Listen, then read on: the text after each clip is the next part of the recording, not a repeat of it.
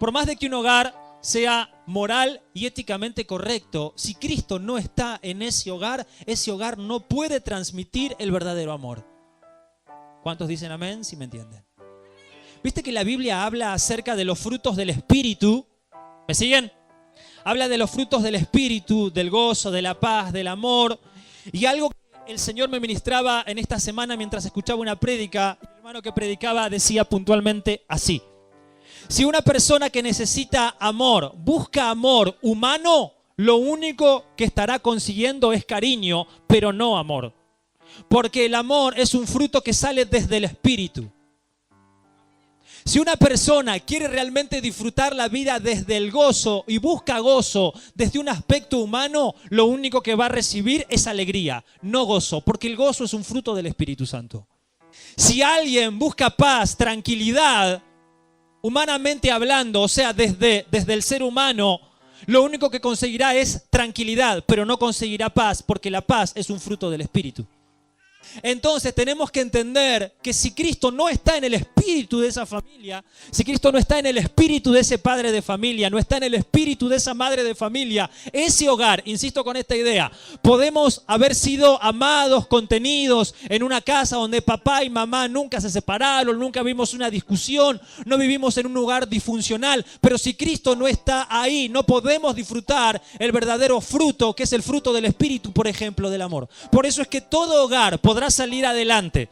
Si hay hogares en este lugar que han sido atacados últimamente por el infierno, déjame decirte que si estás en Cristo y si te esforzás por vivirlo, los mejores años de tu vida en tu casa están por verse. ¿Cuántos dicen amén? Si tu matrimonio, si tu relación de noviazgo no ha sido buena hasta este momento y vos decís, pastor, pero yo creía que mi pareja, que mi novio, que mi novia estaba en Cristo. Sí, una cosa es decir que cree él o ella que está en Cristo y otra cosa realmente estar en Cristo. Porque quien está en Cristo da fruto genuino, fruto real. ¿Cuántos dicen amén? Por eso es que más que nunca la iglesia hoy por hoy será conocida por sus... La iglesia será conocida por los buenos frutos. Ayer en el ensayo hablábamos con la apóstol Lidia y ella decía algo del testimonio. ¿Te acordás, mamá? Y yo le decía, la realidad es que todos damos testimonio. El tema es qué tipo de testimonios damos. Si es de acuerdo al que Dios nos pide que demos, al buen testimonio o el mal testimonio, el que se da en la carne. Por lo tanto, tenemos que entender, la iglesia en el año 2019 será el año de mayor exactitud para Fuente de Vida. Será el año donde muchos, y Dios me decía esto, donde no les voy a prometer cosas que yo ya cumplí en la cruz. Será el año donde muchos de ellos van a disfrutar de esas bendiciones. ¿Cuántos dicen amén y dan un fuerte aplauso al Señor? Bien fuerte. Hay bendiciones que ya fueron dadas en la cruz del Calvario. Amén. Qué poderoso que es esta idea. En la semana les compartía algo a los hermanos que vinieron a la reunión de adoración. Y el día miércoles compartía algo que está allí en el libro de Romanos capítulo 7. Tantas cosas me ha hablado el Señor en estos días que sin duda que muchas de ellas estarán un poquito verdes hasta que no se las... o mejor dicho, el Señor no las incorpore en mi espíritu como debe y no maduren lo que tienen que madurar. Pero te voy a dar algo de lo que hablé con los hermanos el día miércoles. Romanos capítulo 7.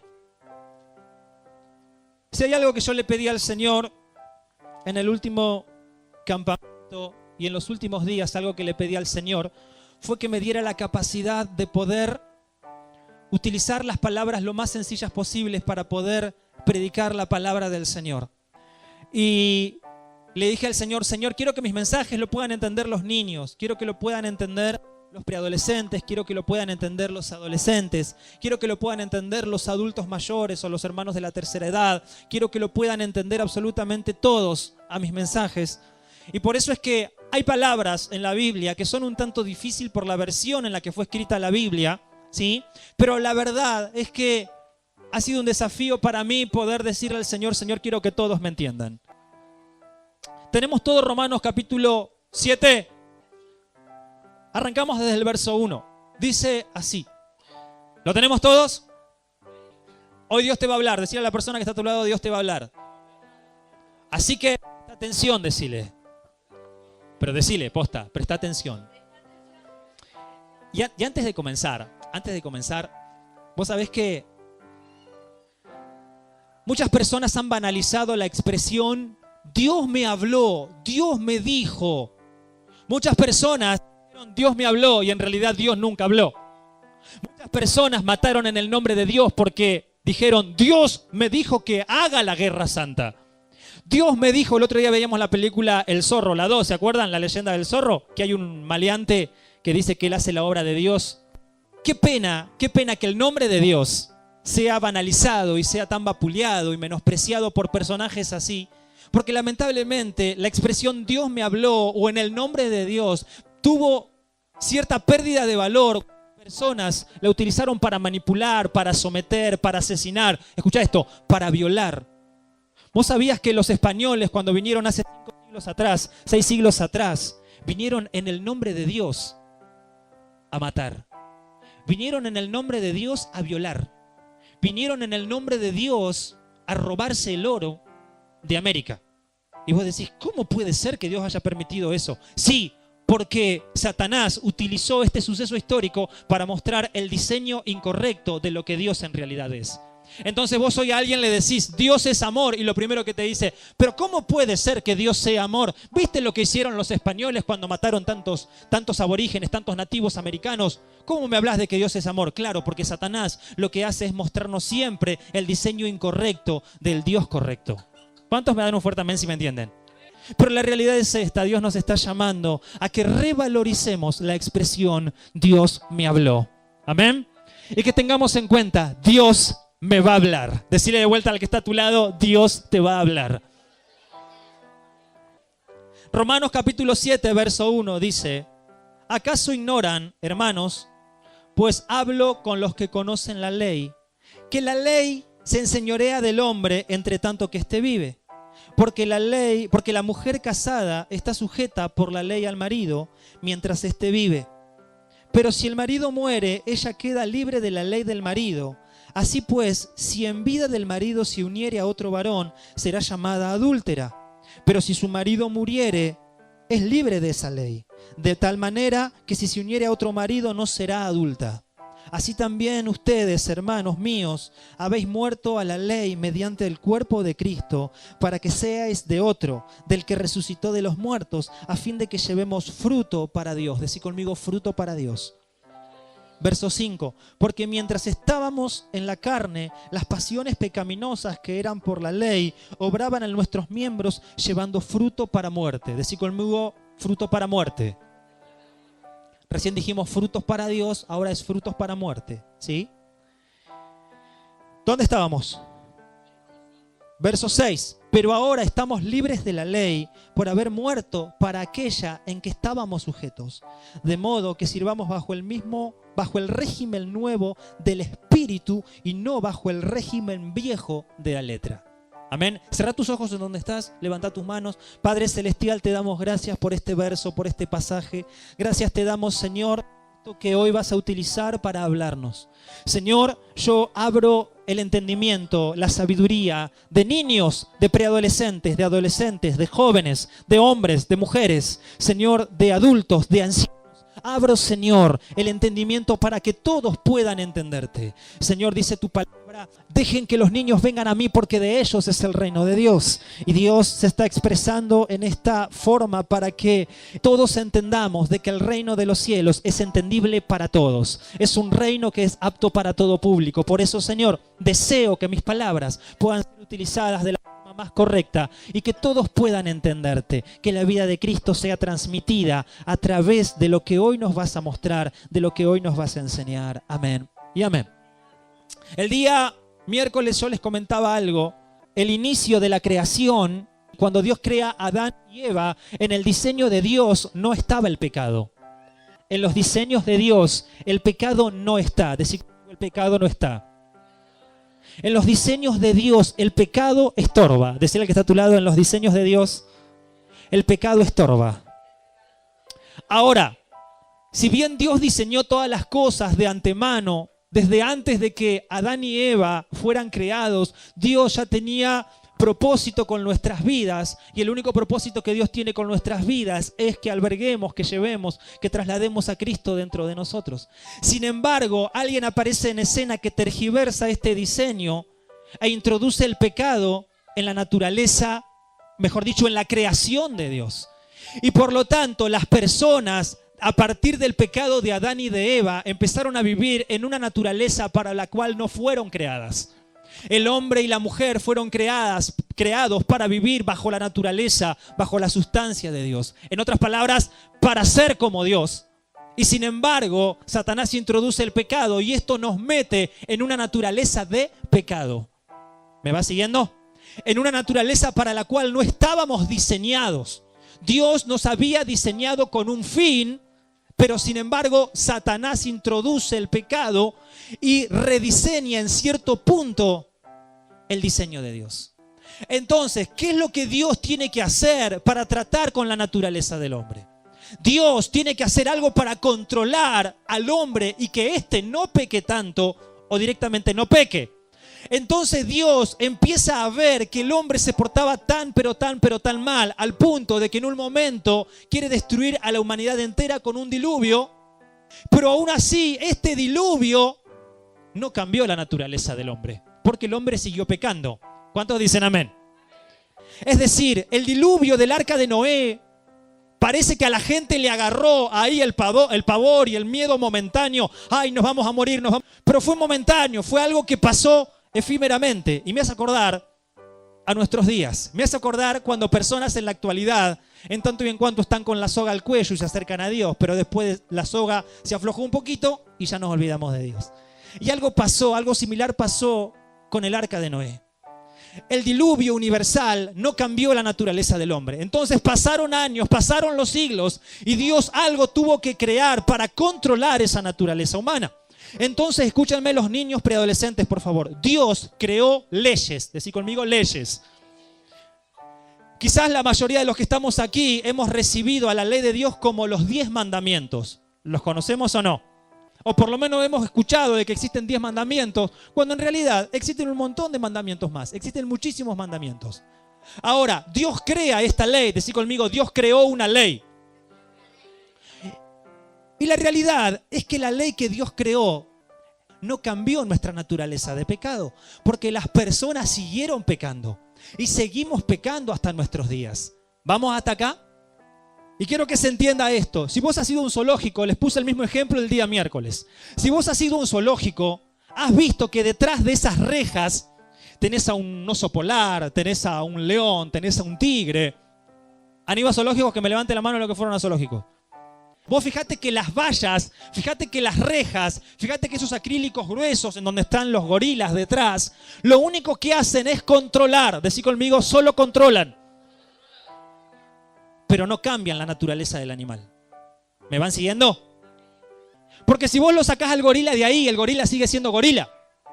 Pero ahí está contenido por ese espacio. Si vos sacás ese león, como el Madagascar, que tiene un tinte infantil y cómico, pero la realidad es que si vos sacás un león de un zoológico, hace un estrago terrible. Las rejas contienen al animal, pero no cambian la naturaleza del animal. ¿Vamos hasta acá? Entonces la ley de Dios, los 10 mandamientos de Dios, lo único que hicieron fue contener nuestra naturaleza. Y Dios nos decía, no robes. Y nosotros no robábamos, pero internamente queríamos robar.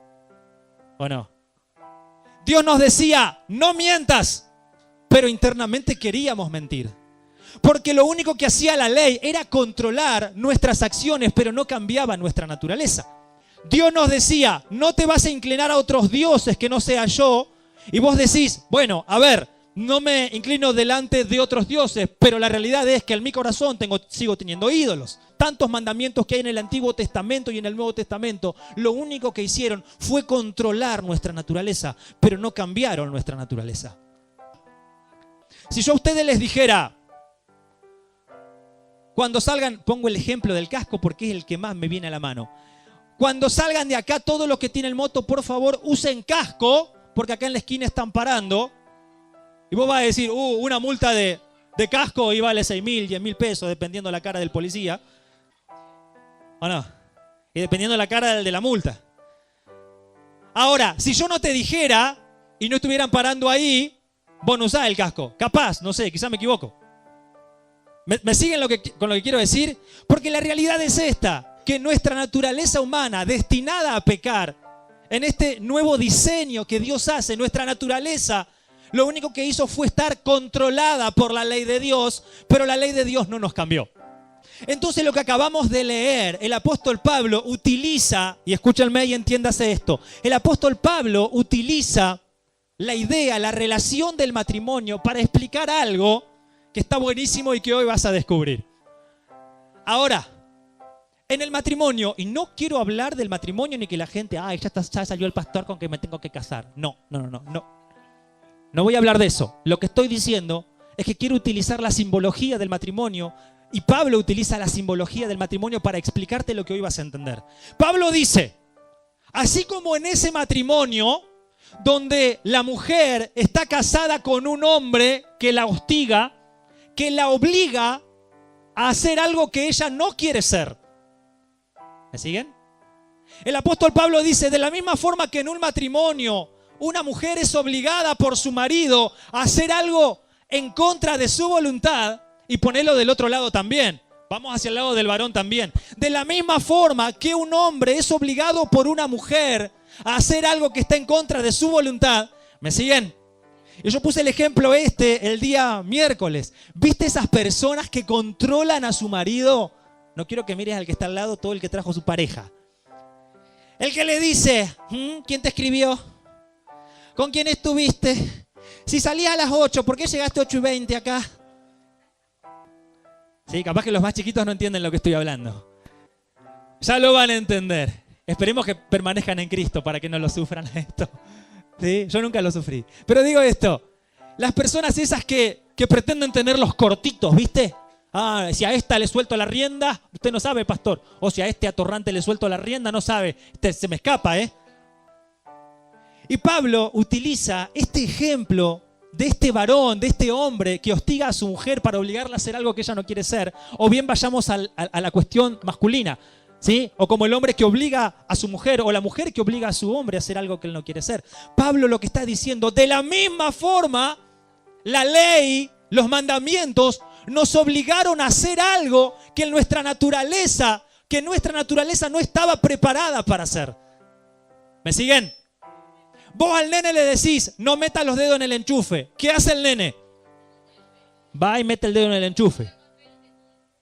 ¿Sí? Siempre todo lo contrario, la psicología inversa. Y vos fíjate que hasta hemos acomodado la psicología para que los niños obedezcan. ¿A cuánto le tocó lidiar con niños desobedientes? ¿No? A todos. Y vos fíjate que por más de que vos quieras charlar y consensuar y pactar con los niños, no hay manera de que obedezcan.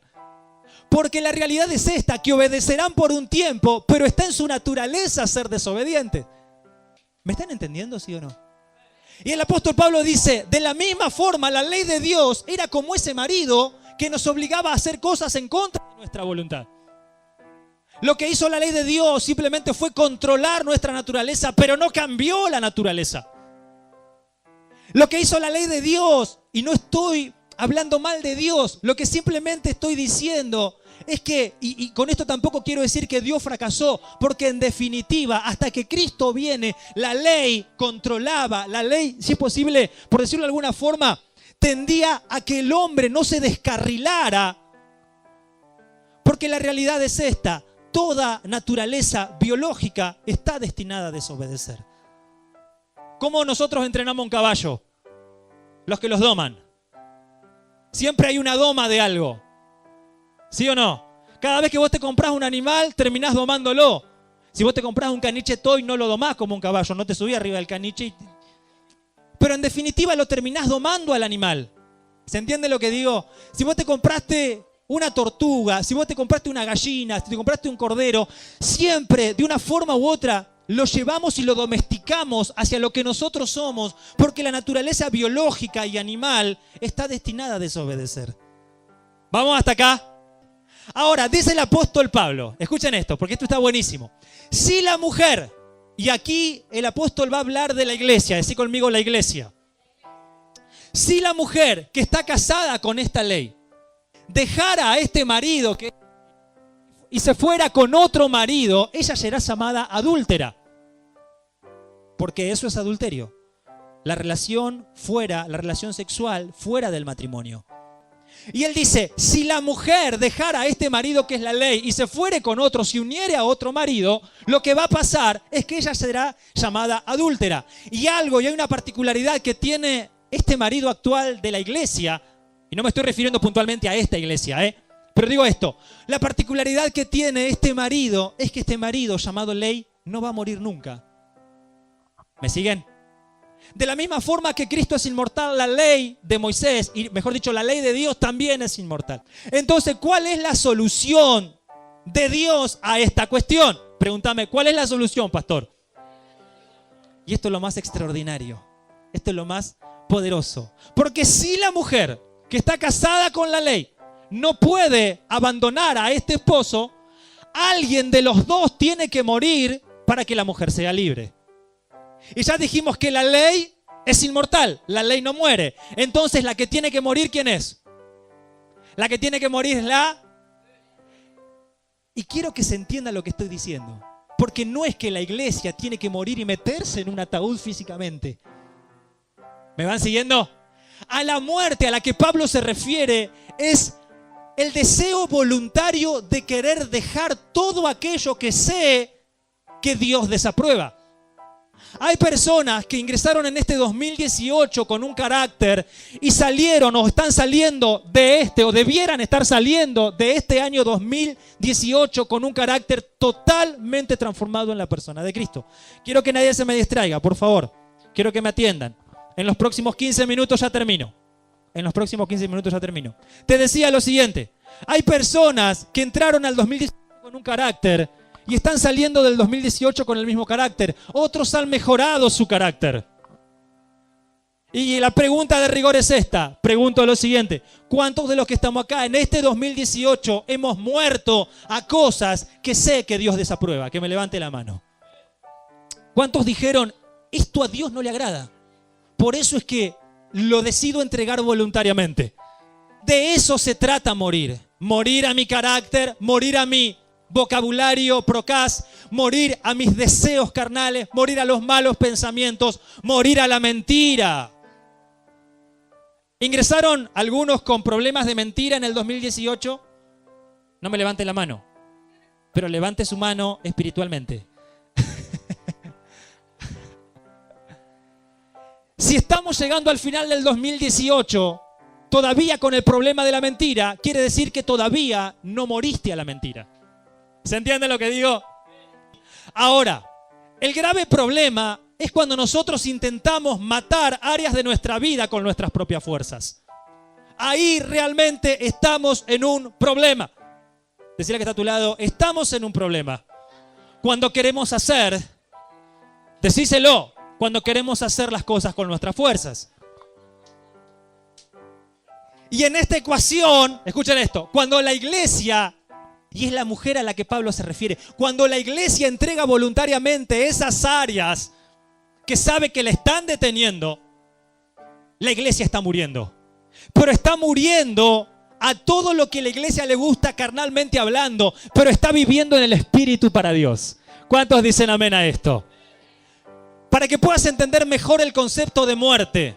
Si sos papá, quiero que me levantes la mano. ¿Cuántos padres no comieron ustedes en algún momento de sus vidas? Y no me levante la mano en esta parte, solo levántenme su espíritu. ¿Cuántos padres no comieron ustedes en alguna ocasión por darles de comer a sus hijos? Moriste a un deseo tuyo. ¿Ahí se está entendiendo? ¿Ahí se entiende? Moriste a lo que vos querías por amor a tu hijo. ¿Se entiende ahora el concepto de morir? Es decir, yo no lo hago porque a él lo amo. Y de la misma forma, cuando la iglesia empieza a entender que hay cosas que tiene que dejar, mentira, malos pensamientos, odio, pasados irresueltos, raíces de amarguras, depresión, soledad. Cuando la iglesia empieza a entender que tiene que morir a todo esto, ¿y sabes por qué? Cuando vos entendés que tenés dentro de tu cuerpo, dentro de tu espíritu, a la persona de Cristo, decidís voluntariamente morir a lo que vos querés hacer. Esto es como la mamá que está embarazada. Acá hay muchas mujeres y saben de lo que les... La mujer embarazada hay cosas que no come, hay hábitos que abandona por amor a la vida que porta. ¿Cuántas dicen amén de las mujeres? ¿Sí? Es decir, vos sabés que en tu vientre estás llevando al atorrante este que tenés ahora por hijo, este muchachito. No, es una bendición. Es una bendición de Dios un hijo. Pero vos decís, siento que si como esto puede perjudicar la vida que estoy cargando, que es la vida del hijo ese de sangre, sanguíneo que vos estás llevando dentro tuyo. Ahora, cuando vos entendés que hay cosas que no vas a hacer o no tenés que hacer porque cargas una vida y es la vida de Cristo, Dios empieza a glorificarse en tu vida y empezás a morir y empezás a cambiar. Y lo que no podías dejar empieza a ser dejado paulatinamente y tu rostro cambia, tu vida cambia, tus relaciones cambian, todo el mundo empieza a verte diferente porque ahora estás cambiando a la imagen de Cristo. Dale un aplauso fuerte al Rey de la Gloria.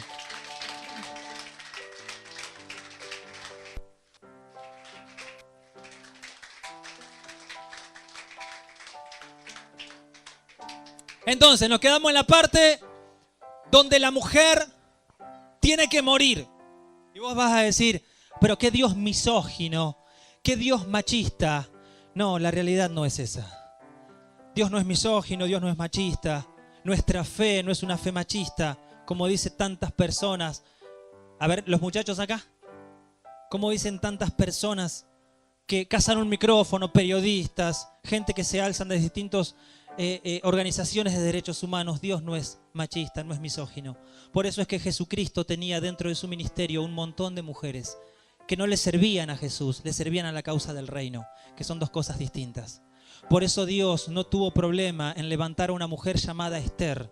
Porque si Dios hubiese tenido problema con el género femenino, no hubiese levantado a Débora, no hubiese levantado a Esther, no hubiese levantado a Ruth, no hubiese elegido a María, no hubiese elegido a otras tantas mujeres que fueron protagonistas en la Biblia. Entonces que no te vendan la mentira de que Dios es un Dios machista, porque muchas mujeres fueron utilizadas para la gloria y muchas mujeres que están acá seguirán siendo utilizadas para la gloria del Padre.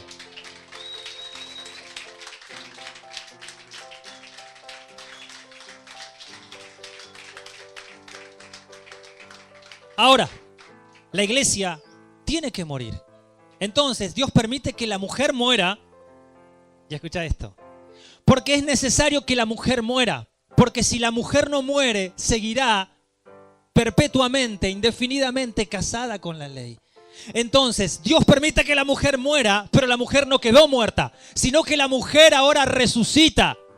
Y esto es lo que dice, escucha. Y esto es lo que dice el verso 4. Así también ustedes, hermanos, habéis muerto a la ley mediante el cuerpo de Cristo para que seas de otro, es decir, de Cristo, del que resucitó de los muertos, a fin de que llevemos fruto para Dios.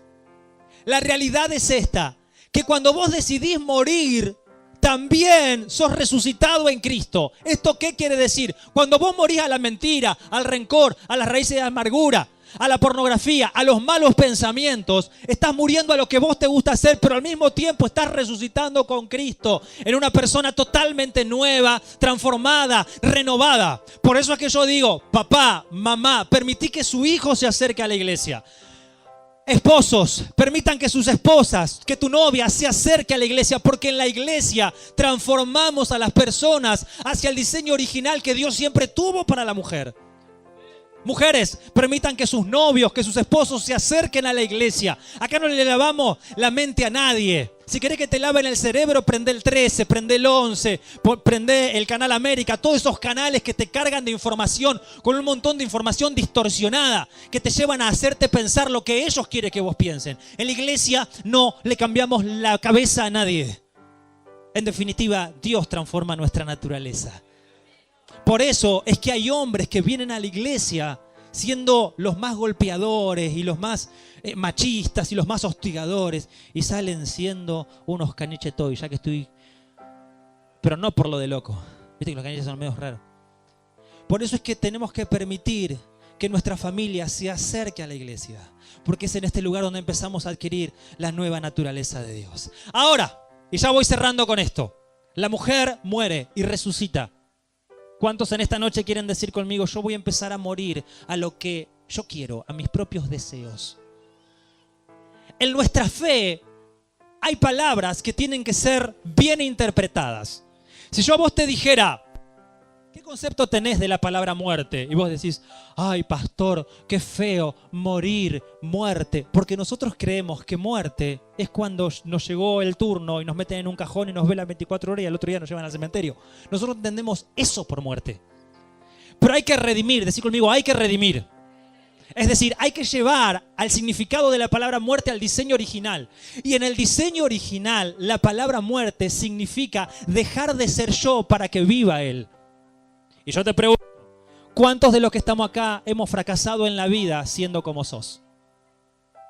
Siendo Martín Emanuel Lotero, no sabes los fracasos que he tenido. Entonces decidí que al cuerpo de Martín Emanuel Lotero ya no lo habite Martín Emanuel Lotero, que ahora lo habite Cristo el Martín. Entonces la mujer muere y ese marido con el que estaba casado, llamado Ley, ya se rompió ese casamiento. Y de pronto aparece con su cabello rubio, con sus ojos claros, con su 1,85 m. Aparece el príncipe azul. Mira a la persona que está a tu lado y decís, sos mi príncipe azul. Aparece el príncipe azul de la mujer. Y es el hombre correcto. Es el hombre perfecto. Es el hombre exacto. Y es Cristo. Cuando nosotros empezamos a entender de que ahora tenemos que, habiendo abandonado la ley, tenemos que casarnos con el nuevo hombre. Y ahora voy a explicar el concepto de casamiento. Cuando empezamos a entender que tenemos que casarnos con el nuevo hombre, estamos entendiendo de que ahora yo tengo que ser uno. Si antes era uno con la ley, ahora tengo que ser uno con Cristo. El casamiento, el matrimonio, que en la Biblia puntualmente no aparece como un mandamiento más. Esto es una realidad. Pero la Biblia sí dice implícitamente, dejará el hombre a su padre, a su madre, y se unirá a su mujer, y los dos serán una sola carne. Lo que nosotros pensamos cada vez que la Biblia, o cada vez que hemos leído esto, es que cuando la Biblia dice serán una sola carne, a lo que se está refiriendo es que ese matrimonio va a tener un hijo. Y esto no es así. Porque la realidad es esta. Todos los que se casaron, o los que van a casar, o los que se van a casar, entiéndase esto. Escuchen. Cuando dos personas se unen, cuando un hombre se une con una mujer, lo que está ocurriendo es que al aprobar Dios esa unión, deja de ser hombre y deja de ser mujer el ser que surge para ser solamente uno. Dios a las personas que son vistas a través del matrimonio y del casamiento, escuchen esto, no los ve como hombre y mujer. Por eso es que en el matrimonio no debe existir, ahora vas a ver cuando venga tu padre, porque ahora vos ya sos una con tu esposo. ¿Se entiende? No debe existir, ahora vas a ver cuando venga tu madre, ya le voy a contar a tu madre. Porque la forma de pensar es una, la forma de conducirse es la misma, la forma de hablar es la misma, porque Dios a través del matrimonio no ve dos personas, ve solamente una. ¿Me siguen? A través del casamiento Dios no ve dos personas. Decí conmigo, Dios no ve dos personas. Dios ve solamente una. Entonces cuando nosotros empezamos a entender que a través de la unión, decí conmigo, unión, y vamos a sustituir la palabra matrimonio, casamiento, vamos a sustituirla por unión. Decirle que está a tu lado, unión. Y en estos días el Señor habla una y otra vez acerca de la unión, acerca de estar unido, acerca de estar, corrijo lo que digo, acerca de ser uno. Hoy he escuchado un ejemplo muy lindo, muy copado de lo que es estar siendo uno. Y escuchen esto. Si vos tuviste la posibilidad de soldar un metal con otro, ¿han tenido la posibilidad de esa? ¿Alguien de soldar un metal con otro? Un metal se une al otro metal y no hay manera que se puedan separar porque ambos átomos empiezan a ser compartidos por esa unión. ¿Me siguen? Ahora, cuando vos estás unido, puede ser comparado como cuando vos atornillás algo. ¿Se entiende? Estar unido a alguien significa estar ocasionalmente compartiendo un momento. Por eso Dios no nos llama a estar unidos. Dios nos manda a ser uno en Cristo. Y entiéndase esto, y con esta idea cierro. ¿Por qué? Porque es necesario que entendamos que Dios nos exige. Decí conmigo, Dios me exige. Porque el tiempo que se viene es un tiempo donde Dios busca una iglesia que si no es una con Cristo, la iglesia empieza a perecer. La iglesia no disfruta los beneficios de ser iglesia. La iglesia no disfruta todo lo que en la cruz ya se resolvió. La iglesia no disfruta todas esas promesas que están en la Biblia. El otro día la pastora Noé me decía, estaba viendo Canal Luz y la verdad lo tuve que cambiar. Canal Luz. Dice, porque a la verdad había un hermano que hablaba acerca de que el año 2019 es el año de las promesas cumplidas, de lo que va, de lo mejor para tu vida, viene la mejor época, y porque Dios dijo en su palabra, y porque Dios prometió, y porque Dios esto, y porque Dios el otro. Y está bueno que las personas que predicamos de este nuevo pacto analicemos todo desde este nuevo pacto. Porque la realidad es esta, Dios no te va a bendecir. Dios hay promesas que te dio que no las va a cumplir si no ya fueron cumplidas en la cruz. Entonces la iglesia empieza a entender, qué bueno. Dice la palabra de Dios que te bendeciré y serás bendición. Es decir, en Cristo ya fuimos bendecidos. Por lo tanto, ya fui bendecido en Cristo y hoy tengo que ser bendición para otros. ¿Se acuerdan cuando les puse este ejemplo? Antes de la cruz yo te pondré por cabeza y no serás cola. Después de la cruz, yo ya soy cabeza y no soy cola. Antes de la cruz, cuando la Biblia dice, mas buscad primeramente el reino de los cielos y su justicia, y todas las demás cosas serán añadidas. Eso es antes de la cruz, pero después de la cruz, busquen primeramente el reino de los cielos y todas las demás cosas ya fueron añadidas. Entonces, entendamos, iglesia, de que Dios nos está llamando a un plano mayor de exactitud en este tiempo. Amén. Y si vos viniste de Dolores, si vos viniste del campo, si vos viniste de cualquier parte de la ciudad, si vos sos niño, preadolescente, si vos sos una persona de la tercera edad, si vos sos una persona que decís yo mucho no entiendo, pero algo me trae a este lugar, te puedo decir que has venido al lugar donde Dios nos empezará a exigir, seamos uno en Cristo, seamos uno en Cristo. Dale un aplauso al Rey de Gloria. Vamos, aplaudilo fuerte, aplaudilo fuerte.